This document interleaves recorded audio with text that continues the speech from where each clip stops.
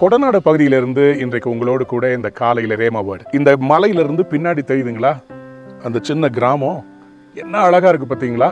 இங்க இருந்து பார்க்கறதுக்கு ரொம்ப ஈஸியா தெரியுது. ஆனா இதுக்கு போகணும்னா மேட்டுப்பாளையத்துல இருந்து தான் வரணும்.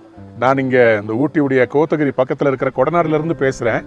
ஆனா மேட்டுப்பாளையத்துல இருந்து தான் போக முடியும். அந்த பள்ளத்தாக்குல என்ன செழிப்பு இருக்கு பார்த்தீங்களா? என்ன அழகா விவசாயம், அதை சுத்தி அழகான கிராமம். இந்த கிராமத்துக்கு நீங்க ஸ்ட்ரைட்டா போயிட முடியாதுங்க. பஸ் அந்த கிராமத்துக்கு போகாது. பஸ் ஒரு அளவுக்கு போய் அதுக்கு பிறகு ஒரு ஓடையை தாண்டி அதுக்குள்ள போகணும்.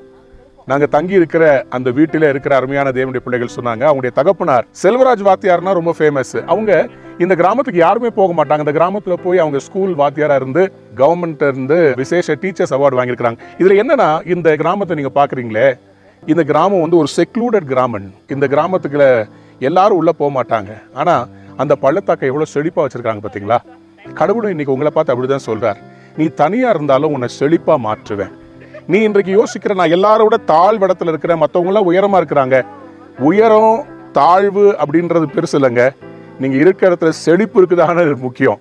நீங்க மலையில உட்காந்து தண்ணியை குடிச்சுக்கிட்டு இருக்கலாம், அல்ல பள்ளத்தாக்குல அறுவடையை எடுத்துக்கிட்டு இருக்கலாம். இன்னைக்கு ஆண்டவர் உங்களை பார்த்து சொல்றாரு, நல்ல ஒரு அறுவடையை உனக்கு நான் தருவேன்னு சொல்றார்.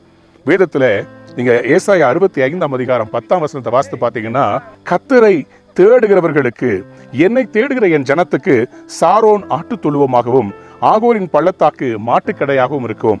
ஆண்டவரை தேடுனா நம்முடைய பள்ளத்தாக்க ஆண்டவர் வந்து நல்ல மிருக ஜீவன்கள், வயல்வெளிகள், விளைச்சலை கர்த்தர் கொடுப்பார். அப்படின்னா இன்னைக்கு டேர்ம்ஸ்ல எப்படின்னு சொன்னா, உங்களுக்கு கர்த்தரை தேடுற உங்களுக்கு உங்க பள்ளத்தாக்க ஆண்டவர் ஆசீர்வதிப்பார். You are going to be a blessed valley. இன்றைக்கு நான் மனதார உங்களை ஆசீர்வதிக்கிறேன். இந்த தெங்கமரடுன்ற இந்த பள்ளத்தாக்குல இருக்கிற இந்த ஊரை போல ஆண்டவர் உங்களையும் செழிப்பாக வைப்பாராக. God bless you. Have a wonderful day.